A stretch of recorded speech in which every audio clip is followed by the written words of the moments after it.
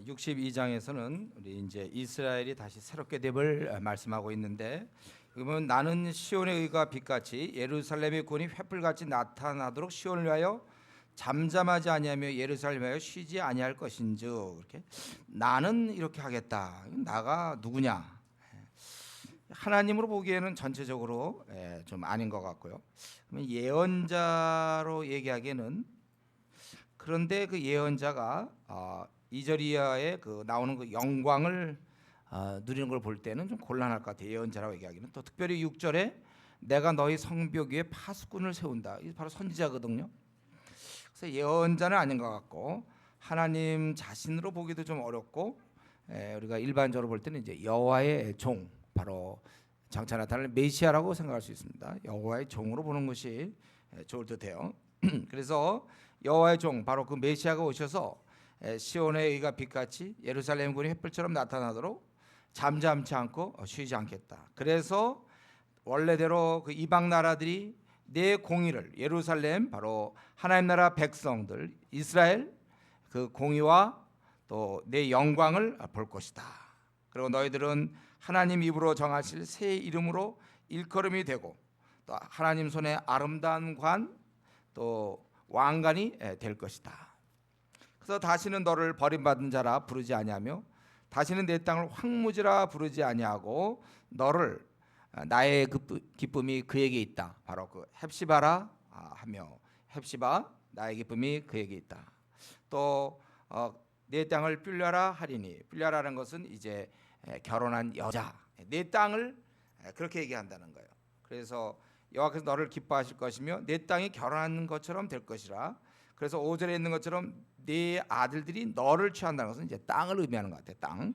그래서 청년이 처녀와 결혼하듯 또 신랑이 신부를 기뻐한 같이 이제 하나님께서 너를 기뻐하겠다. 그러니까 회복됨으로 이제 이스라엘 백성은 하나님의 사랑을 입으며, 땅은 그동안에 이 땅이 황무지되었지만 이 백성의 결혼한 자처럼, 결혼한 자가 속해 있지 않습니까? 남편에게. 그런 것처럼 땅이 이 백성에게 속해져 있다는 것입니다. 바벨론 때 이들이 하나님의 형벌을 받아서 땅을 빼앗김에 대한 정반대의 모습입니다. 그러니까 1절부터 5절까지를 정리해 보면은 망한 것처럼 보였던 이스라엘이 여호와 종의 그 수고로 말미암아 다시 공의가 넘치고, 또 영광, 본래의 사명이 하나님의 영광을 드러내는 거거든요. 그렇게 드러내고 하나님과의 관계가 회복되어서 다시 사랑하는 자가 된다는 것입니다. 이것이 원래 이스라엘 백성, 이스라엘 나라, 하나님 나라의 모습입니다. 그것이 바로 우리 하나님 나라의 백성의 우리 원래 모습이에요. 지금과 많이 다릅니다. 이들의 상황과 많이 달라요. 원래 우리는, 하나님 나라의 백성들은 하나님의 그 공의와 영광을 드러낼 수 있도록 지어진 존재입니다.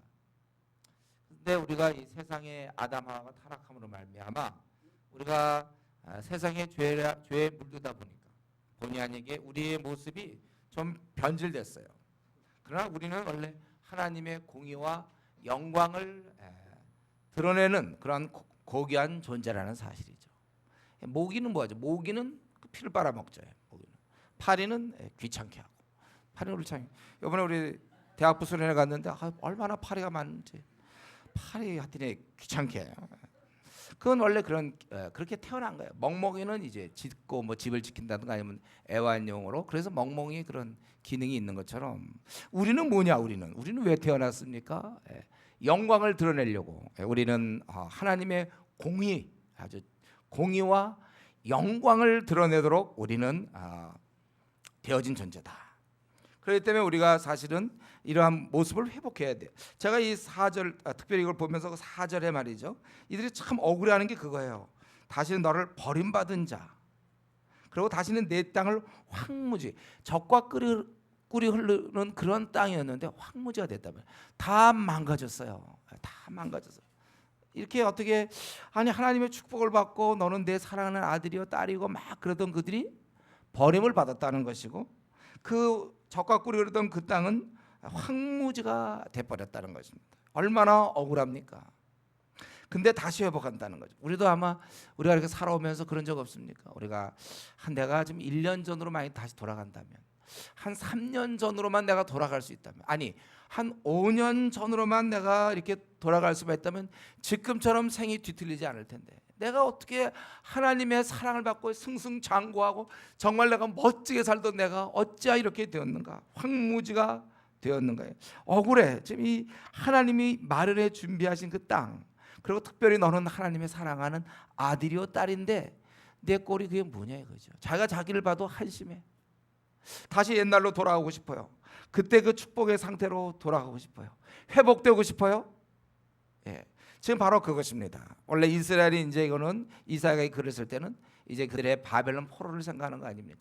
비참하게 땅을 잃어버리고 그 땅은 황무지가 되고 좋은 땅 다 뺏기고 갖고 있던 좋은 것들 다 놓치고 하나님께 사랑받아 참 좋았는데 그걸 놓쳐버린 이 민족들, 이제 다시 회복된다. 메시아로 말미암아, 여호와의 종으로 말미암아 다시 그 옛날의 그 축복, 그때 참 좋았는데 그거 다시 회복하겠다 그거예요. 여러분, 우리가 과거에 너무 연연하면 안 됩니다. 주께서 우리를 도와주시면 오늘 이 순간부터 지난날 6개월 전, 1년, 2년, 3년, 5년 다 필요 없어요. 다시 우리 새롭게 될 수 있습니다. 하나 주의 능력이에요. 여러분, 우리는 이제 원래 우리의 존재 자체가 나 잘 먹고 잘 살아서 떼지대라고 이 땅에 태어난 것도 아니요. 예? 불성실하라고 나보고 이 땅에 태어난 것도 아니요. 그저 이 땅에서 욕심 부리고 나 취직 잘 되고 집 장만하고 내가 이 땅에 태어난 것이 아니라 하나님의 영광을 드러낼 존재였다는 거야. 내가 멋지게 살아야 될 존재라는 것입니다. 이걸 다시 회복하라. 회복해. 여러분, 이것을 회복하셔야 됩니다. 그래서 우리에게 이제 남은 생이 얼마일지는 아무도 몰라요. 근데 한번 좀 멋지게 살아야 돼. 원래 우리의 본 바탕이 영광스러운 존재로 살도록 돼 있기 때문에 그래요. 하나님이 이렇게 의도하셨어요. 그렇기 때문에 여러분, 눌려 있으면 안 됩니다. 현 상황이, 현재 이런 여러 가지 여건이 나를 심히 위축시키고 나를 심히 낙심시키고 나를 이렇게 힘들게 한다 할지라도 멋지게 여러분 사셔야 됩니다. 힘있게 사셔야 돼. 영광을 드러낼 존재가 돼야 됩니다. 여러분의 삶이 아주 정말로 빛나야 되는 거예요. 우리가 그렇게 살아야 되는 것입니다. 이것이 원래 하나님의 의도라니까요. 그래서 빌빌거리는 거 있잖아요. 빌빌대는 거, 위축돼서 이렇게 되는 거, 눌려 있는 거, 밤낮 축 처져 있는 거, 자신이 없는 거, 혼자 고민하는 거, 이게 우리의 모습이 아니에요. 일어나야 돼요. 찬란하게 빛나야 되는 그러한 생, 이게 하나님이 원래 원하시는 거예요. 그래서 너희가 이제는 이방 나라들이 이전에 네 공의를, 무당이 다 내 영광을 볼 것이다. 원래 우리가 그렇게 되어진 존재고, 그래서 메시아가 쉬지 않고 그렇게 한다는 것입니다. 기뻐하시겠다. 너를 기뻐하시라. 기뻐하시라. 너를 참 우리 하나님 원래대로 기뻐하실 것이다. 다 망가졌지만 세상 사람은 망가진 것 때문에 분하고 원통해서 잠을 못 자고 항상 거기에 머물러 있다면, 내가 그때 그 사건이 나를 너무 힘들게 밤낮 그러는데 이제 지나간 거예요. 이제는 새 힘을 가지고 일어나는 것입니다. 그리고 이스라엘이 다시 세워지죠. 그래서 6절에 보면 파수꾼을 세운다. 내가 너의 성벽에 파수꾼을 세우고 그들로 하여금 주야로 계속 잠잠하지 않게 한다. 파수꾼은 원래 조용하게 있어야 되는데 이렇게 잠잠하지 않으면 어떻게 돼요? 파수꾼이 막 떠들면 됩니까? 조용히 지키고 있어야지. 여기서 이 파수꾼은 그냥 우리가 보통 지키는 파수꾼이 아니라 영적인 파수꾼을 얘기하는 거예요. 하나님께 이 예루살렘을 위해서 기도한다는 것이죠. 주야로 잠잠치 않는다는 거예요. 그래서 계속 잠잠치 않게 했느니라. 선지자로 하여금 계속 얘기하도록. 그리고 너희 여호와로 기억하시게 하는 자들아. 그러니까 하나님으로 자꾸 이렇게 리마인드 시킨다는 거죠. 다시 생각나게 하도록 하나님으로 하여금 자꾸 너희가 하나님께 부탁하는 너희들아, 너희도 쉬지 말라는 거예요. 너희는 쉬지 말라. 이 선지자, 그런 사람만 기도하는 것이 아니라 너희도 쉬지 말고 기도해라는 거예요. 언제까지? 여기 보면 5절에 보면 여호와께서 예루살렘을 세워 세상에서 찬송을 받게 하시기까지 그로, 여기서 그는 누굽니까? 여호와예요. 하나님으로 쉬지 못하게 하라. 그러니까 기도를 계속 해갖고 하나님 그 듣느라고 딴 일을 못해. 쉬지 못, 좀 쉬어야 되는, 좀 주무셔야 되는데 주무실 시간이 없어. 계속 기도하니까 그렇게 하라는 거예요. 회복될 때까지. 여러분 우리는 여기서 기도에 대해 중요한 것을 보는데 이건 하나님의 일꾼만 기도하는 게 아니라는 거죠. 파수꾼만 기도하는 게 아니라 물론 그는 쉬지 말고 잠잠하면 안 돼. 계속 떠들어야 돼. 그는 하나님의 일꾼들은 계속 기도해야 되는 것입니다. 그러나 그뿐만 아니라 그 백성들도 주의 백성들도 모든 성도들도 계속 여러 사람이 기도해야 된다는 사실입니다. 여러분 아십시오. 조장만 기도하는 게 아니에요. 목사, 집사, 장로만 기도하는 것이 아니라 나 교회 나온 지 3개월 됐어요. 그 사람 기도하라는 거예요. 누구나 다 쉬지 말고 기도해야 되는 거예요. 그래서 어떻게 하라고요? 내가 쉬지 않냐므로 하나님도 쉬지 못하게, 쉬지 못하도록. 그러니까 여러분들이 기도할 때 늘 입에 달고 다니는 거예요. 그냥 항상 입만 열면 이거, 입만 열면. 어떤 사람은 이제 결혼하기 위해서 올해 내 결혼 쉬지 않고 얘기하는 사람이 있어요. 입만 열면 결혼, 배우자 얘기하는 사람이 있어요. 좋은 자세입니다. 그렇게 하자. 하나를 놓고 계속 해야 돼. 그건 나쁜 거 아니에요. 중요하니까. 여러분 정말 이거 있잖아요. 늘 입에 아주 그냥 붙어 달고 다니셔야 돼요. 붙어 달고. 끈질게 기도. 제가 한번 얘기했잖아요. 제가 이전에 외대 사역할 때. 근데 입만 열면 외대. 반드시 외대. 그냥 나도 모르게 외대. 그냥 입만 꿈에도 나타나요. 막 미쳤어 제가. 한 대학을 놓을 때라고.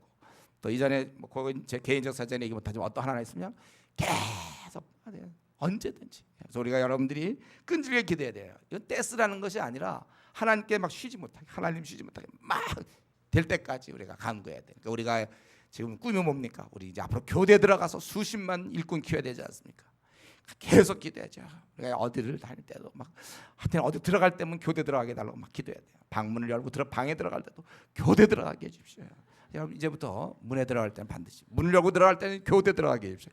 붙어야 돼. 입에서 붙어 있어. 항상 기도해. 주여 교대를 주십시오. 저 운동장을 주십시오. 저기서 수만 명이 모여서 주를 찬양하게 해주십시오. 입에 하여튼 달고 다니세요. 여러분들의 기도 제목이 있습니까? 그것이 죄 짓는 것이 아니라면, 나쁜 것이 아니고 하나님 뜻이 아니라면 그걸 놓고 기도하세요. 열심히. 여기서 보면 예루살렘이 원래 예루살렘의 기능이 온 열방의 전 만국에 참 우뚝 서서 하나님을 찬양해야 되는 그 예루살렘인데 지금 빌빌대고 그 황무지가 돼버리고 다 떠나버리고 이게 뭐냐 이거죠. 그래서 예루살렘이 세워져서 말이죠. 세상에서 찬송이 받게 하기까지 그러 쉬지 못하시게 하라 이렇게 돼 있어요. 여러분의 인격, 여러분의 삶도 마찬가지입니다. 여러분의 삶이 빛나야 되는데 지금 자기가 볼 때 좀 초라해 보이고 힘없어 보이고 다 망한 것 같습니까? 기도하세요. 하나님 내가 어떻게 이렇게 나를 위해서 막 열심히 우리가 기도해야 돼. 이따 한번 더 나옵니다. 그 얘기가. 어쨌든 세상에서 찬송을 받게 하시기까지 그러 쉬지 못하게 하라. 그리고 이렇게 하면서 생각하는 건 뭐예요? 주님 하나님의 약속하신 걸 생각하는 거예요. 하나님께서 맹세하셨다. 이제는 더 이상 너희가 원수들에게 곡식과 포도주를 빼앗기지 않고 이들은 정말 기껏 해도 다 원수들이 집어가니까 이제 추수한 자가 먹을 것이고 9절에 보면 추수한 자가 먹고 여호와를 찬송할 것이요 거둔 자가 그것을 나의 성소들에서 마시리라. 즉 감사제를 드린다는 거죠. 성소에서. 이제는 감사하다는 거예요. 여러분 우리가 이렇게 자기가 돈을 벌어서 월급 받는 거 감사한 거예요. 못 받는 사람도 많은데 이런 것도 다 당연히 생각하지 마세요. 감사하게 먹으면서 우리 찬양해도 오늘도 한 끼 우리 점심 먹을 거 아닙니까? 찬양 먹을 수 있게 된 것도 감사해야지. 당연히 먹으면 반찬 대게 없네 이러면 안 되는 거예요. 이것만 해도 감사. 반찬 5가지가 나오면 좋겠는데 한 가지가 나온 것만 해도 그건 우리 플러스예요. 먹을 수 있는 거 빼앗기지 않은 거 우리가 이것을 감사제를 아주 찬양한단 말이에요. 이렇게 먹을 수 있게 된 거. 더 이상 이스라엘은 이제 세상에 의해서 지배당하지 않는다는 것이고 그들은 이제 그러기 때문에 이제 이들은 지금 이거 흐름상 바벨론에서의 귀환을 의미하는데 그렇기 때문에 하나님이 이렇게 약속을 했어요. 이제는 그렇기 때문에 이스라엘은 이 약속을 얻기 위해서 나가야 되는 것입니다. 그래서 성문으로 나아가라. 백성이 올 길을 닦으라. 큰 길을 수축하라. 도를 제하여 만민을 위하여 기치를 들라. 이 이스라엘 백성이 돌아옴 자체가 그 돌아오는 것 자체가 세상을 향한 메시지죠. 하나님은 구원하시는 분이시다 그거예요. 삶 자체가. 그래서 너희가 지금 돌아야 된다는 거. 왜요? 하나님이 이미 말씀하시기를 여호와께서 땅 끝까지 선포하시되 너희는 딸 시온의 길이라 보라 내 구원이 이르렀느니라. 이제 너 그 움츠러져 있고 비참한 상태에서 구원을 받는다는 거예요. 너의 상급이 있고 너의 보응이 있다는 것입니다. 그리고 사람들은 그 모습을 보면서 이야기를 거룩한 백성이요 하나님께서 구속하신 자요 찾은 바 된 자여 버림받지 아니한 성읍이라. 이전엔 다 버림받았고 잊어버린 바 되었고 구원과 관계없었고 거룩한 백성은 무슨 세속적인 백성이었지만은 이제 그들은 다시 이렇게 회복된다고 세상 사람들이 말했다는 것입니다. 이제 이스라엘의 회복으로 말미암아 이스라엘 하나님 빌대다가 잘 되는 걸 통하여 주위 사람들이 하나님께 영광을 돌리는 거예요. 이스라엘이 잘 됨으로 열방이 하나님을 하시는 바를 깨닫게 되고, 그래서 이스라엘 역시 인정받는다는 것입니다. 여러분, 이스라엘 백성과 하나님은 밀접하게 연결되어 있어요. 그래서 이스라엘 백성이 어떻게 되느냐가 하나님께 영광이 되고 찬송이 되고 혹은 하나님의 명예를 가리게 된다는 것입니다. 여러분, 우리 교회는 하나님의 이름을 걸고 있습니다. 그래서 믿는 자의 무리가 제대로 될 때 세상은 하나님이 이제 어떤 분인지를 알게 되는 거예요. 그리고 하나님은 무슨 일을 하는지 보게 되고 영광을 돌리는 것입니다. 이런 면에서 우리 한국 교회가 많이 약해져 있어요. 하나님의 명예가 많이 실추되어 있습니다. 그렇기 때문에 깨어있는 성도들은 기도하셔야 됩니다. 한국 교회를 위해서 기도하셔야 돼요. 또 이 면에서 우리도 마찬가지죠. 우리도 명심해야 돼요. 우리 그리스도인 각 개인은 아버지의 이름과 연결되어 있다는 거예요. 명예가 하나님 아버지의 명예가 나에게 달려 있어요. 내가 참 공의롭고 신실하고 정직하고 또 사람들에 대해서 내가 사랑과 용납을 내가 하고 그들을 정말 섬기면 우리가 하나님께 그만큼 영광을 돌리게 되는 거예요. 내가 어떻게 하느냐에 따라서 달라져요. 내가 신경질 내고 내가 거짓말하고 내가 둘러대고 내가 욕심 부리면, 그럼 내가 엉망으로 살고 잠수 타고 그러면 결과적으로 하나님의 영광이 가려지는 거야. 나 혼자, 나 요즘 힘든 일 때문에 나 요즘 좀 불성실하게 될 대로 좀 놀아. 나 요즘 좀 그런 스타일이야. 그 자기만 놀고 있으면 되지만 문제는 자기 배후에 주님의 이름이 달려 있다는 거예요. 우리나라 선수가 뭐 축구해서 가가지고 뭐 월드컵이다 나가서 그거 지면 우리 축구팀이 졌네. 그걸로 끝납니까? 나라에 그게 연결되는 거 아닙니까? 가서 막 4강에 든다든가 막 이러면 막 좋아하는 거 아니에요. 나라 전체가 그건 영광스러운 거예요. 명예롭고. 여러분, 지금부터라도 꼭 명심하십시오. 내가 어떤 것을 어떻게 행하느냐에 따라, 어떻게 결정하고 어떻게 행함에 따라 그의 아버지 하나님의 그런 영광이 거기서 영광을 받을 수도 있고 모욕을 받을 수도 있어요.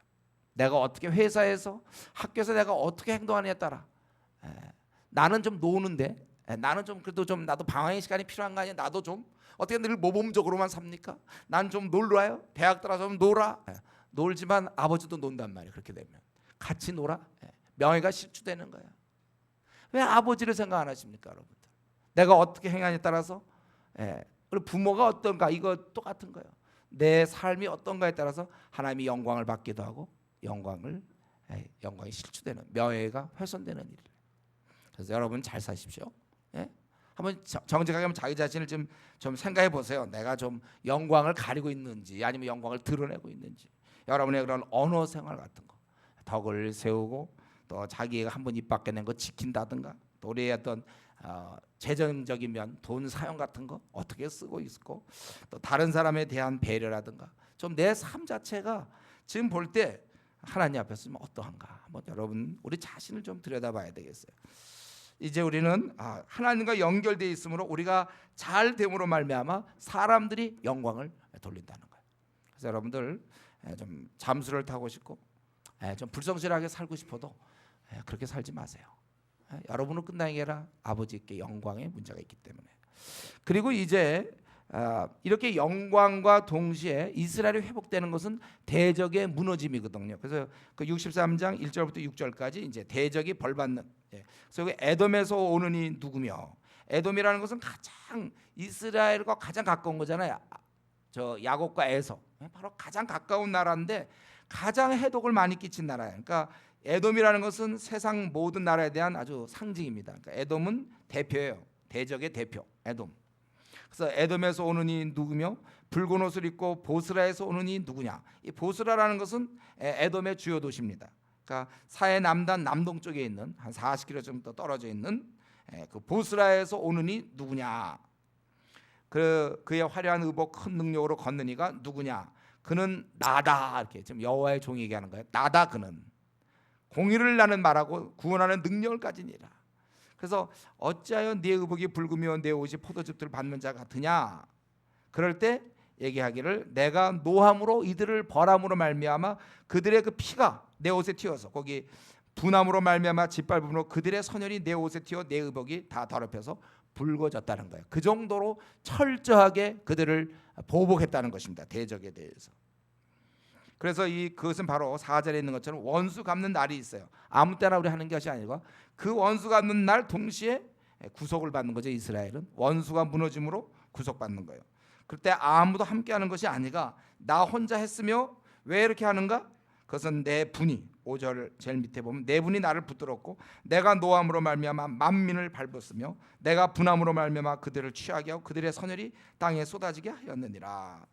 우리는 분명히 알아야 될 것은요, 우리 하나님께서는 악에 대해서 분노하신다는 거예요. 이걸 근데 너무나 이거 당연한 건데 하나님은 악에 대해서 진노하는데 사람들이 이 사실을 모르고 있어요. 아니 지금 당장 시행되지 않기 때문에 오늘 여러분 한번 죄 한번 져보세요. 당장 시행되나? 나쁜 짓 한번 해보세요. 얻어맞나? 예? 여러분 좀 나쁜 짓 해도 괜찮아요.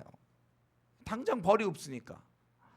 그런데 그래서 사람들이 막 죄를 짓고도 담대한단 말이에요. 자, 멋대로 한번 놀아보세요. 여러분들 좀 타락해보세요. 당장 벌이 있는가.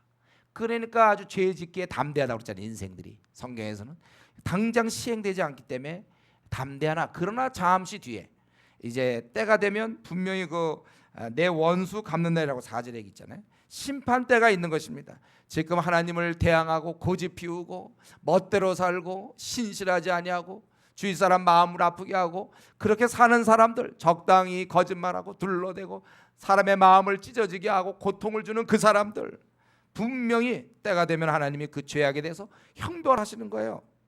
지금은 참고 있는 것이고 지금 참는 걸 안 하는 걸로 이해하는 것은 어리석은 것입니다. 하나님께서 하신다는 거예요. 그렇기 때문에 우리 인생은 이렇게 생각해야 돼요. 이거 내가 죄를 짓는 거 지금 당장 벌은 없지만 이거에 대한 대가는 반드시 있다는 겁니다. 하나님이 보고 계시며 그 죄에 대해서 심판한다는 사실을 명심하셔야 돼요. 그래서 우리는 회개하는 거 아니까 우리 믿는 자들은 회개하는 거예요. 하나님 앞에 이 더러운 죄에 대해서 회개할 수밖에 없다는 거예요.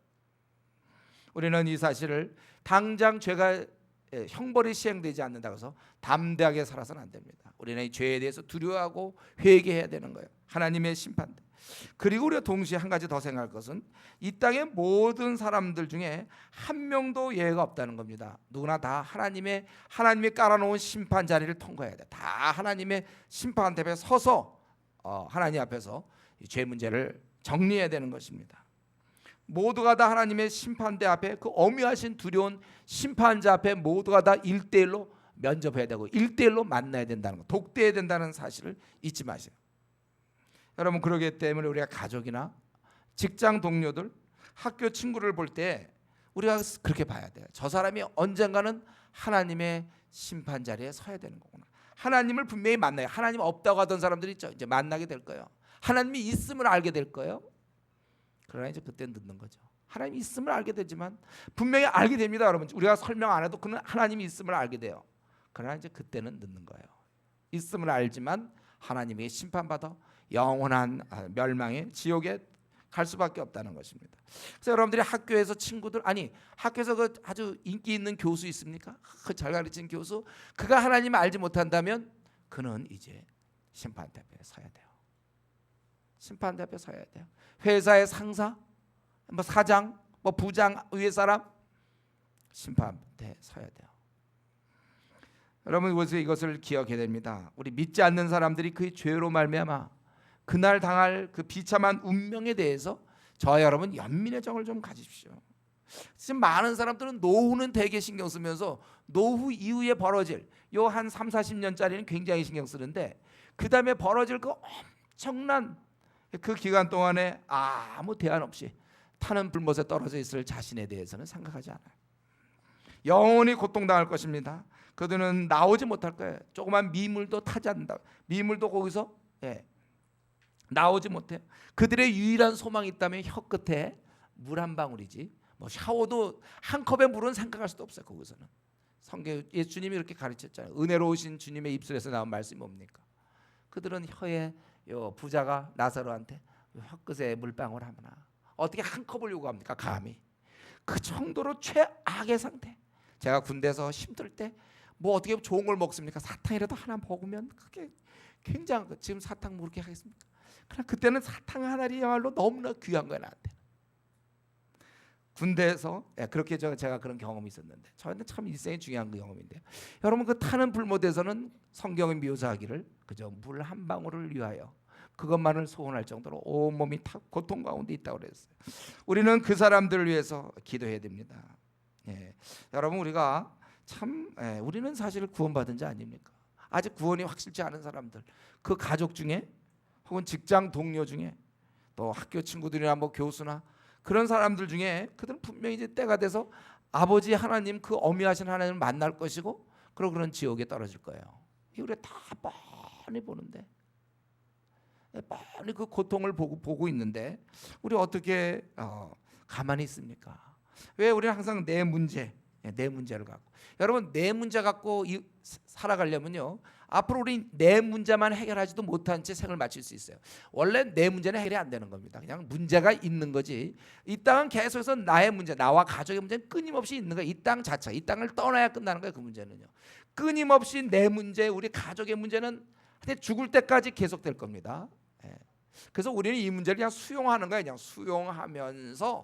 수용하면서 사는 거예요. 내가 고혈압이다 그러면 그냥 고혈압을 놔두는 거야. 그냥 약을 매일 하나씩 먹으면서 잠재우고 내가 할 일을 해야지. 지금 내 문제를 만약 밤낮 내 문제에 난 빠져있기 때문에 남을 못 돌봅니다. 죽을 때까지 자기 문제는 계속 가는 겁니다. 계속 가는 거예요, 여러분.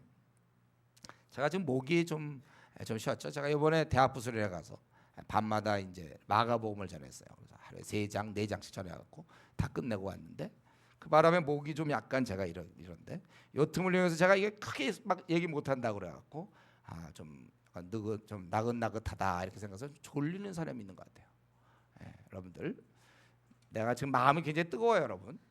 지금 그들이 멸망당하는 거 뻔히 알면서 밤낮 내 문제만 갖고 있냔 말이에요. 언제까지 내 문제? 그럼 요번에 해결되면 또 됩니까? 또 생긴다니까. 문제는 계속 생기는 거예요. 계속 생기는 거예요, 우리에게 문제가. 우리가 이 문제를 좀 딛고 일어나십시오. 이제 그 사람들 생각하지 밤낮 내 문제. 우리 엄마가 아기 돌볼 때 어땠습니까? 뭐 힘들지만 아기 돌보는 내가 정말 눈 잘 안 떠져 막 2시 3시 애가 앵 울면 눈이 잘 안 떠지만 해야지.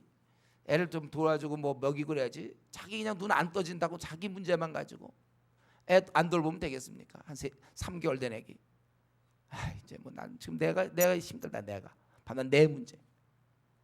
네가 알아서 그냥 기저귀를 갈든지 말든지 우유를 먹든지 말든지 내 문제. 그런 부모는 없을 거예요. 여러분 이제 어느새 우리는 영적인 부모입니다. 그래 내 문제 있어요. 누가 몰라요. 다 알아요. 그래요. 문제 없는 사람 손들어 나오세요. 문제 없는 사람. 다 나름대로 제가 물어볼까요? 다 나름대로 문제. 이 가정은 원래 문제예요. 가정은 내 삶 자체가 원래 문제야. 문제. 이 삶이 문제인 걸 가지고 뭐 나 요즘 뭐 심각합니다. 그렇기 때문에 남을 안 돌본다? 아니에요. 심각한데 그런 남을 돌봐야죠. 이게 주님이 원하는 거잖아요. 우리 더 이상 내 자신이 뭐 이 땅에 왜 필요합니까? 다 십자가에 못 박았는데. 우리 만물의 찢기 같은 자기 자신을 왜 이렇게 세우려고 그래요? 그래 난 만물에 찢기고 이 땅에서 그래 난 남을 위해 살아. 나는 아까 모기는 아무리 바빠도 피는 빨아먹고 살아야 되지 않습니까?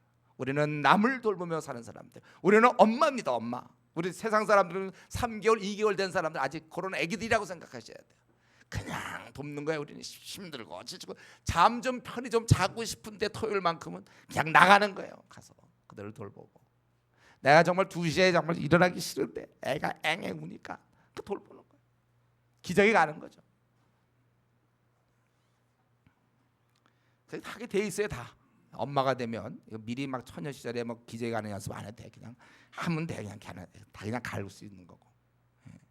우리가 좀 자기 문제를 좀 딛고 일어나서 이 분노의 날, 심판의 날이 있다는 사실을 알고 우리는 해결됐기 때문에 이제 그렇지 않은 사람을 위해서 좀 살아야지. 내 문제는 죽을 때까지 내 문제입니다. 그리고 이제 7절부터 63장 7절부터 그 이사야서 전체 이제 총정리 결론에 시작됩니다. 이제 다시 우리는 새 마음을 갖고 여기까지 이렇게 얘기하면서 다 회복되는 모습을 보면서 이제 7절부터 어느새 우리가 지금 63장 하죠. 64, 65, 66장까지 이제 총 정리라고 볼 수 있습니다. 다시 여기서는 내가 7절에 내가는 이제 이 선지자가 다시 이렇게 얘기하는 것입니다. 그래서 하나님의 이스라엘에 대한 사랑을 얘기하면서 그분을 찬양하는 거예요. 모든 자비, 찬송, 긍휼, 은총을 이스라엘에게 베푸셨다는 거예요. 베푸신 모든 자비와 그것을 내가 말하리라. 선지자로서 하나님이 말씀하시기를 뭐냐면 이스라엘은 나의 백성이며 거짓을 행치 아니하는 나의 자녀다. 예, 그들은 진실한 자들이라는 거죠. 하나님 나라 백성들은 진실해야 됩니다. 여러분 둘러대지 마세요. 진실한 사람들이에요. 거생하지 아니한 자녀라 하시고 그들의 구원자가 되사 그리고 어땠습니까? 환난에 동참해서 자기 앞에 사자로 구원하시고 사랑과 자비로 이스라엘을 구원하시며 옛적 모든 날에 그들을 드시며 안으셨다는 거예요. 하나님께서 그렇게 하셨는데 이스라엘은 원래 우리가 알고 있는 공식이죠. 그렇게 은혜를 베풀었지만 이스라엘은 반역하는 거예요. 그래서 주의 성령을 근심케 한다는 것입니다. 예, 여러분 우리가 원래 반역적인 기질이 있어요. 반골적 기질 혹은 반역적인 기질이 있습니다. 그래서 아담의 자손인 저와 여러분이 누구나 다 갖고 있는 거예요. 이 반역적인 기질, 누구를 비난하려고 하는 기질, 이런 게 우리한테는 아주 여기 인격 구석구석에 남아 있다는 거예요. 반역적인 기질. 그래서 우리가 배반하고 우리 디모데후서에 보면은 말세 때가 되면 사람들이 배반한다고 그랬죠. 원래 우리에게 이런 기질이 있어요. 여러분을 누가 기대하고 있는데 기대 못 비죠. 가장 대표적인 가정에서 부모님에 대해서 부모님이 나에게 이런 걸 기대하시는데 자기 막 놀고 공부도 안 하고 될 대로 되라 하고 부모의 기대를 저버리지 않습니까? 예? 또 여러분들이 어디든지 회사에서 또 우리가 자기를 잘 돌봐주던 상관이 있는데 상관한테 뒤에서 막 욕하고 우리는 누구나 다 배반하려는 그런 기질이 있어요. 또 심지어는 교회에서도 마찬가지죠. 자기를 정말 사랑하는 형인데 선배가 있어 돌봐주는데 자기가 그에게 마음을 정말 아프게 하고 우리는 항상 이렇게 좀 자기에게 기대감을 두고 있는 사람의 마음을 그 기대를 저버리는 이런 속성이 있단 말이에요. 하나님이 이들을 그렇게 환난에 동참해서 사자를 보내시고 구원하시며 또 사랑하시고 자비로 그들을 구원하시며 드시며 안았지만 하나님은 이들에서 잘못한 게 없어요. 그런데 이들이 스스로 잘못하여 하나님의 마음을 아프게 하고 배반하고 여러분 우리가 항상 그걸 생각해요. 나에게 누군가 기대하는데 그 사람에게 내가 지금 어떻게 하고 있는가 한번 떠올려 보세요. 여러분 가족도 될 수 있고 교회도 될 수 있고 회사도 되고 교수 학교에서도 될 수 있고 친구 관계도 그렇게 될 수 있습니다. 그 사람 또 부부들 수도 있어요. 남편이 나에 대해서 이렇게 하는데 나는 그렇지 않고 또 아내가 나에 대해서 이런 기대를 갖고 있는데 나는 또 그를 마음을 섭섭하게 하고 우리는 언제든지 이런 배반적 기질이 우리에게는 저와 여러분에게 있다는 거예요. 피가 흐르고 있어요. 이스라엘만 그런 게 아니에요. 아니 이렇게 하셨지만 10절에 그들은 반역하고 아니 지금 우리가 하나님에 대해서 그러지 않습니까? 하나님이 그렇게 많은 은혜를 베푸셨건만 난 틈만 있으면 하나님을 알아가는 일보다 내가 놀기를 원하고 죄짓기 원하고 하나님 나에게 그렇게 은혜를 많이 베푸셔서도 당연한 걸로 여기고 그렇지 않은 것에 대해서 나는 그것에 대해서 감사는커녕 그렇지 않은 것에 대해서 불평을 가질 때가 있고 우리가 그렇습니다. 언제든지 이거 있잖아요. 이러한 배반하려는 반역적 정신 우리가 늘 그걸 눌러놔야 됩니다. 항상 사람과의 관계에서도 신의를 저버리는 일들 하지 않아야 될 거예요. 그리고 지금 이사야 선지자는 얘기하기를 하나님이 이랬지만 이스라엘 백성이 너희가 반역함으로써 10절에 그가 돌이켜 그들이 대적이 되사 친히 그들을 치셨더니 그래서 그 결과가 뭐예요? 그가 열방에 그리고 바벨론의 포로로 잡혀가고 그렇게 되는 거 아닙니까? 그럴 때 이제 어땠습니까? 11절부터 14절까지 보니까 백성들이 그 옛날을 추억하는 거예요. 그래서 백성이 옛적 모세 때를 기억하여 이르되 백성과 양떼의 목자를 바다에서 올라오게 하시니가 이제 어디 계시냐? 이거 홍해 사건이죠. 홍해 사건 바다에서 올라오게 하시니 그들 중에 성령을 두시고 또 모세를 통해 물을 가르시고 그들을 기품으로 인도하시고 바다 가운데 길을 열어갖고 거기 12절에 보니까 그들 앞에서 물을 갈라지게 하셔서 기품으로 인도하시되 광야에 있는 말같이 넘어지지 않게 하시니가 이제 어디 계시냐? 자기들 이렇게 보호하셨던 그분을 자꾸 생각하는 거예요. 여호와의 영이 그들을 골짜기로 내려가는 가축같이 편히 쉬게 하셨도다. 주께서 이와 같이 주의 백성을 인도하사 이름을 영화롭게 하셨나이다 하였느니라. 이렇게 주님께서 이들을 이렇게 영화롭게 하셨고 이렇게 인도해 주셨다는 거예요. 그러니까 이스라엘 백성은 지금 자기들이 반역하여 다 망했지만은 그때 아주 힘들 때 과거에 하나님께서 베푸신 은혜를 비로소 그들은 기억하는 것입니다. 그때 하나님께서 바다를 여시고 사람들로 하여금 이렇게 가게 하시고 또 성령의 능력이 나타나도록 하시고 그들을 이렇게 보호해 주시고 또 이렇게 그 편히 쉬게 하셨는데 골짜기에 내려가는 가축 평온 이런 아주 편히 쉬게 하셨는데 그리고 이와 같이 주의 백성을 인도하사 이름을 영화롭게 하셨는데 근데 우리는 지금 이 꼴이 뭐냐 이거야. 그들에게 하나님께서 베푸신 은혜를 묵상하는 것. 사실 이거 여러분 어려움을 당할 때 여러 형편으로 어쨌든 우리가 죄를 졌든 뭐 어쨌든 우리가 고난을 당하고 어려움을 당할 때 과거에 하나님께서 나에게 베푸신 은혜를 기억하는 것. 이게 고난을 이기는 길입니다. 이거 자주 묵상하셔야 돼요. 여러분 하나님은 변하지 않습니다. 과거에 나를 그렇게 인도하셨다면 지금도 나를 이렇게 인도할 수 있는 분이에요. 변치 않는 분이에요. 나는 변해요. 나는 변하죠 그건. 그러나 그분은 변하지 않습니다. 내가 어떻게든지 간에 그분은 나를 갖다가 이끌어 주신다는 거예요. 이 문제 지금 그렇기 때문에 나에게 지금 어려운 문제가 있습니까? 이 문제를 과연 하나님이 어떻게 하실까 나는 너무 곤고합니다. 이 문제만 보고 자꾸 할 것이 아니라 과거에 하나님이 나를 어떻게 이끌어 주셨는가? 하나님이 어떻게 이끌어 주셨는가? 힘들 때마다 그때 하나님이 그렇게 응답하시고 그때 그렇게 응답하셨지. 이걸 자꾸 하나님께 받은 은혜를 여러분들이 자꾸 기억하셔야 돼요. 그래서 제가 어떻게 하라고 그랬죠? 우리 머리에 한계가 있기 때문에 뭘 만들라고 그랬죠? 여러분들이 이것을 갖다가 이 목록표를 좀 그 종이 좀 큰 종이에다가 한 4절쯤 되는 데다가 여러분 이걸 적으라고 그랬죠. 내가 받은 은혜가 뭔가 적어서 벽에 붙이라고 그랬어요. 제가 신방 다녀야 돼. 신방 한번 붙였나 한번 좀 확인 좀 해야 되겠어요. 한번 때가 되면요 제가 찍어 오라고 그러겠어요. 사진 일일이 갈지 못하면 제대로 붙이고 있는가. 여러분 그거 보지 않으면 안 돼. 우리는 자꾸 그래서 이스라엘 백성들은 뭐 이런 손목에니 뭐 미간이고 다 하나님 말씀 붙여놓고 막 그러지 않았어요. 자꾸 보게 해서 기억나게 하려고. 여러분들이 받은 은혜는 자꾸 잊어버려요. 마귀가 자꾸 잊어버리게 해서 도저히 현실을 딱 봤을 때 이걸 어떻게 풀어나가야 될지 모른단 말이에요. 그러나 과거에 받은 은혜가 쫙 있는 사람은 그걸 풀 수 있다니까. 다윗이 골리앗 앞에 나갈 때 그가 집에서 늘 놀다가 그러다가 이제 골리앗 나타났기 저거 죽여야 되겠다고 나간 줄 아세요? 평소에 그는 사자와 곰 같은 걸 많이 죽였거든요. 양떼를. 그러니까 이스라엘을 위하여 그는 딱 나가는 거예요. 물맷돌 가지고 나가는 거. 그걸로 많이 죽였거든.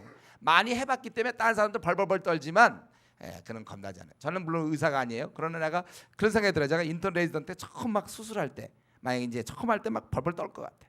일단 맹장 수술이 하는 거. 근데 제가 아는 어떤 의사는요 하도 많이 해갖고 아주 그냥 뭐 맹장이구나. 오면 그냥 쫙 잘라고 끝이야. 예를 들면 여러분 맹장 수술 한 100 처음에 한 번 두 번 할 때 막 떨리겠지만 한 300번 해보세요. 301번째 온 환자 왔냐? 왔어요. 나 밥 좀 먹을까 잠깐 기다리세요. 처음에 밥이라도 제대로 먹히겠습니까? 밥 먹다가 가서 먹다가 중간에 가서 뭐 하면서 할 수도 있는 거죠. 하나도 두렵지가 않아요. 과거에 하나님께 받은 그 은혜가 많은 사람일수록 앞날 두렵지 않습니다. 막혀봤자 하나님 신실하신 분은 변치 않는 변덕이 없거든. 그분은 요번 문제는 하나님 날 골탕 먹기 위해서 쫙 풀어주다가 딱 한 대 맞아라. 그런 하나님이 아니에요. 그건 우리 인간은 그럴 수 있어요. 하나님은 철회하지 않거든. 우리에 대한 호의와 사랑을 철회하지 않습니다. 여러분 우리가 보이지 않는 하나님이지만 자기의 경험으로 봐야 돼요. 그래서 하나님이 이번에도 이렇게 하실 것이다. 이걸 바라봐야 돼. 그래야 우리가 안달복달하지 않는 것입니다. 그래서 이러한 모습으로 이들이 기억하면서 15절에 보면 지금 어떻습니까? 기도가 나오죠. 15절부터 이제 마지막 19절까지 이게 지금 선지자가 기도하는 거예요. 백성 중에서 백성을 대표하여 이런 영적으로 민감한 사람은 선지자밖에 없으니까 선지자가 이 백성 안에서 자기가 이걸 기도하는 거예요. 그래서 뭐라 합니까? 주여 하늘에서 굽어 살피시며 그 영원한 초소에서 보시옵소서. 주의 열성과 주의 능하신 행동이 이제 어디 있나이까? 과거에 그렇게 하셨는데 어디 주께서 베푸셨던 간곡한 자비와 사랑이 내게 그쳤나이다. 주는 우리 아버지시라 이거죠. 아브라함은 우리를 모르고 이스라엘은 야곱을 얘기하죠. 야곱은 우리를 인정하지 않는 할지라도, 예를 들면 우리의 믿음의 조상은 우리가 하고 있는 행위를 보면서 넌 내 자손도 아니다 이거죠. 예. 그렇게 인정하지 아니할지라도 그러나 우리 아버지는 옛날부터, 주는 우리 아버지시라. 아버지시라는 거야. 암만 우리가 못되게 굴어도 아버지라는 거예요. 아버지. 옛날부터 주의 이름을 우리의 구속자라 하셨거늘. 여기에 그는 매어 달림이 있어요. 여기 붙잡음이 있어요. 간절함이 있습니다. 내 지금 상황이 엉망인데 그래도 아버지는 여전히 나의 아버지 아니십니까? 그거예요. 이 매달림. 여호와여 어찌하여 우리로 주의 길에서 떠나게 하시며 우리의 마음을 완고하게 하사 주를 경외하지 않게 하시나이까? 이건 뭐죠? 이제 하나님 우리를 내버렸다는 것입니다. 내버렸다는 거예요. 그렇기 때문에 원하건대 주의 종들 곧 주의 기업인 지파를 위하여 돌아오시옵소서. 좀 돌아오시옵소서. 아버지, 나는 지금 우리가 비참한 처지에 있는데 다시 옛날처럼 우리를 받아주시고 우리를 빛나게 해주십시오. 돌아와 주십시오. 그거예요. 우리 지금 어떤 상황을 18절 19절에 얘기하죠. 우리가 땅에서 쫓겨났어요. 참, 땅에서 쫓겨났어. 그들의 원래 지위를 잃었다는 거예요. 그 참 당당하고 참 빛나고 힘있던 그 지위를 잃어버렸어요. 참, 이 바울이 그런 얘기하지 않습니까? 자기가 모든 걸 다 한 이후에 내가 버림이 될까. 바울이 두려운 건 딱 한 가지였습니다. 목숨이 아니고 돌 맞는 게 아니라 하나님께 사용 안 될까 봐. 자기의 지위를 잃어버렸다는 때 내가 버림이 될까 두려워한다고 그랬는데, 이 거룩한 백성이 이제 그들이 땅에서 쫓겨나고 말았습니다. 그리고 그들의 성소가 유린당했어요. 지위가 다 박탈당했어요. 원래 이들은 정말 멋지게 하나님의 편에 서서 열방을 향하여 하나님의 의와 공의와 하나님의 사랑을 드러내고 축복의 통로가 되어야 될 그 위치를 그들은 잃어버렸고 지금 아주 굴욕스러운 위치에 서게 됐다는 거예요. 그래서 우리 성소가 유린당했다. 할 얘기 없는 거예요. 다 끝났어요. 정말 모든 게 다 망가져 있는 그런 상태라는 것이죠. 또 주의 다스림을 받지 못해, 주님의 인도를 받지 못해, 다스림을 받지 못하며 주의 이름을 일컬음을 받지 못한 자가 되었다는 것입니다. 그렇기 때문에 돌아오소서 하고 이 선지자가 지금 대신 간구하고 있는 것입니다. 지금 이제 좀 말씀을 정리해 본다면 지금의 모습을 보면 버림바가 되었어요. 그리고 자기들의 그 고귀했던 지위, 참 남들이 알아주지 않아도 자기는 그것에 대해서 만족스러웠던 그 지위를 상실해 가고 있는 것입니다. 하나님께서는 상대도 안 해주실 것 같아요. 그러나 이 선지자는 모든 현실과 상관없이 하나님을 아버지로서 구속자로서 하나님이 구속자라는 그 사실에 모든 걸 걸고 있는 거예요. 그걸 매달리고 있는 것입니다. 주는 우리의 아버지라. 16절 주는 우리의 아버지시라. 우리의 아브라함과 이스라엘, 우리가 하는 걸 봐서 믿음의 조상들은 우리를 정말 인정하지 않을지라도, 그럴지라도 여호와여 주는 우리의 아버지시니라. 그래서 이 상황이 지금 말도 안 된다는 거잖아요. 자기들이 땅을 빼앗겼으며 성소를 유리하고 우리는 정말 비참하게 초라하게 굴욕스러운 삶을 그렇게 연명하게 되었다는 것입니다. 근데 이 말도 안 되는 걸 난 받아들일 수 없다는 거예요. 이 선지자는요. 옛날로 다시 돌아가야 합니다. 우리를 빛나게 해주십시오. 원래 우리가 영광스러웠던 그 지위를 주님 다시 한 번 더, 두 번째 기회, 한 번 더 그 기회를 주십시오. 그거 간구하는 겁니다. 그런데 우리는 이 간구를 볼 때 물론 그 처절한 기도예요. 어떻게 보면 비참한 상태에서 울부짖는 기도지만, 근데 묘하게도 제가 이걸 볼 때 여기는 하나의 기류가 흐르고 있어요. 강한 기류가 흐르는데 뭐냐? 아주 강한 확신이 있는데 뭐냐면 하나의 아버지 되심. 그거는 죽어도 의심하지 않아요. 다 망했음에도 불구하고 아버지가 하나님께서 나의 아버지 되신다. 아버지가 되시기 때문에, 그래서 내 꼴이 이게 뭡니까? 아버지시여, 나의 초라함을 회복시켜 주십시오. 영광스러움을 회복시켜 주십시오. 내가 주님과 함께 마음껏 주의 나라 위해서 일했던 사람인데 지금 내 요 모양 요 꼴이 뭡니까? 나를 다시 일으켜 주십시오. 원래 우리의 본래 그 영광스러운 그 지위를 회복시켜 주십시오. 그것을 이 선지자가 간구하고 있는 것입니다. 여기에는 여러분 그런 걸 느끼나요? 저는 느끼는데 좀 이 그리움, 옛날에 대한 그 그리움 향수가 느껴져요. 그때 참 좋았는데 놓치고 말았어. 이들이 다시 그걸 탈환하려고 할 때 믿는 구석은 아버지 하나님, 주는 나의 아버지시라. 여러분, 우리가 이런 마지막 순간, 정말 어려운 순간, 모든 게 다 엉클어지고 뒤죽박죽이 되고 절망적인 상황에서 여러분 이때 바라봐야 될 것은 최후로 하나님 나의 아버지가 계시다는 거예요. 그분이 나를 회복시킬 수 있습니다. 내 삶이 엉망이고 참 뒤죽박죽, 이대로 나가면 나에게 별로 앞날에 소망이 없을 것 같은, 그리고 나의 그런 영광스러운, 한때 내가 정말 주님 위해서 열심을 내었고 참 좋았는데 지금 다 떨어지고 신앙 다 떨어지고 그냥 초라하게 힘없이 악한 마귀한테 져가지고 비실비실 살고 이대로 주님 만나봐야 지금 소망도 없는, 바로 그러한 나, 불쌍한 나, 가련한 나, 그래도 나에게 소망이 있다는 거야. 아버지 하나님, 주는 우리의 아버지시라. 주님 우리의 아버지시라. 여러분, 그렇기 때문에 우리가 간절히 아버지께 나가야 됩니다. 아버지께 나가서 얘기해야 됩니다. 주님, 내 생은 뒤죽박죽 엉망이 되었습니다. 주님, 내 생은 초라합니다. 주여, 나로 하여금 빛나게 해주십시오. 주는 우리 아버지시라. 다 망한 현실을 보면서도 여전히 하나님을 바라보는 이러한 간절함, 그리고 옛날에 그 열심을 내던 그 모습, 그거에 대한 그리움이 있어야 돼. 애절함이 있어야 돼요. 성소가 유린당해서 내가 원래 하나님의 성전으로서 하나님의 빛을 드러내야 될 내가 이렇게 초라한 모습으로 살고 있는 것에 대해서 슬퍼함이 있어야 됩니다. 나를 다시 회복시켜 주십시오.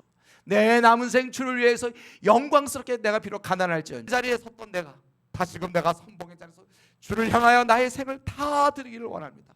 여러분, 이것이 우리의 소망이 되어야 될 것입니다. 우리는 그래서 우리 민족을 대신해서 이 선지자처럼 이 민족을 대신해서 세계를 위해서 밤낮 내 문제에 빠져서 넘어져 있고 힘들어 있고 정말 억울하게, 정말 비참하게, 초라하게 사는 것이 아니라 우리가 이제는 내 문제를 정리하고 이제는 남을 키우면서 이런 선지자 이런 모습처럼, 또 우리 아버지는 아버지시기 때문에 아버지를 바라보면서 주여, 나의 초라한 생을 일으켜 주십시오. 나의 힘없는 생을 일으켜 주셔서 빛나게 해 주십시오. 그렇게 기도할 수 있는 하겠습니다. 같이 한번 이 시간에 통성으로 우리 이 문제를 놓기도 하겠습니다.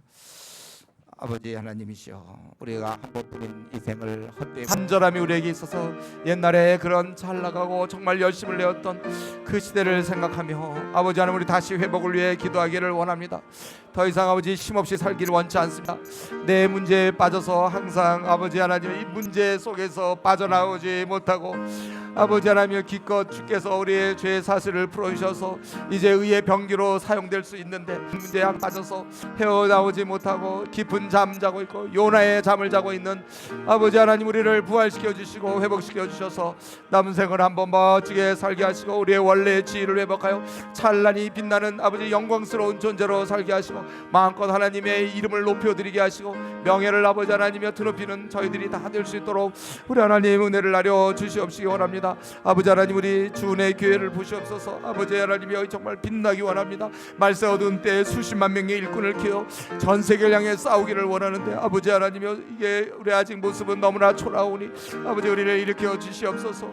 아버지 하나님, 우리 생을 빛나게, 세월은 자꾸 가는데 시간은 가는데 아버지 하나님 이대로 멈추지 말게 하시고 아버지 하나님이여, 우리 하나님께서 은혜 베풀어 주셔서 우리의 꿈을 아버지 이루어 주시옵시고 아버지께서 친히 역사하시므로 아버지 하나님의 한 번뿐인 생 귀하게 보내게 하시고 우리 주은혜 교회가 아버지 빛날 수 있게 하여 주시고 하나님께 영광을 많이 돌릴 수 있도록 도와주시옵시기를 원합니다. 우리 하나님 은혜 주옵소서. 아버지 하나님, 이 시간 또 아버지 앞에 나아갑니다. 특별히 우리 가운데 연약한 사람들이 있습니까? 하나님의 아름다운 지위를 잃은 지 몇 년의 세월이 흘러간 우리 그런 형제 자매가 있습니까? 지난날에 그 귀하고 아름다웠던 때를 사모하며 눈물 짓는 자가 있습니까? 주여, 이 시간에 회복시켜 주시옵소서. 한 번뿐 인생인데 초라하게 살지 않게 하여 주시옵소서. 하나님, 우리 아버지신데 우리가 무엇을 두려워하겠습니까? 우리의 상황이 참 비참하고 안타깝고 억울하고 곤고하고 힘든다 할지라도 주님, 여기에 굴하지 않게 하시고 아버지를 다시 바라보게 해주시옵소서. 아버지께 나아갑니다. 우리 손을 붙잡아 주시옵소서. 연약한 가운데서 다시 한번 고개를 들어 주를 바라보니 주여, 이 시간에 은혜를 나려 주시옵시고 주여, 이 시간에 우리를 새롭게 해주셔서 한 번뿐 인생 참으로 귀하게 하나님께 영광 돌리다가 주님 만날 수 있도록 은혜 나려 주시옵기를 원합니다. 악한 마귀가 우리를 여러 가지 문제로 우리를 가두고 우리를 그곳에 빠지게 함으로 주위 사람들, 어린 자들, 한국 교회를 위하여 우리 일하지 못하게 하는데 주님 다시 한번 벗어나게 해 주시옵소서. 주님 우리를 구원해 주시옵소서. 그래서 남은 생 마음껏 우리 주위의 사람들과 이 한국과 전 세계를 향해서 한번 일하게 하여 주시옵시고 우리 주은혜교회 주님 축복하여 주셔서 수십만 명의 일꾼을 키워서 전 세계를 향하여 싸우려고 하는데 주여 일꾼들을 주시옵소서. 아버지 하나님 뜨거운 마음을 가지고 주의 나라 확장을 꿈꾸는 자들 주님 불러 태우도록 주여 주님 붙잡아 주옵소서.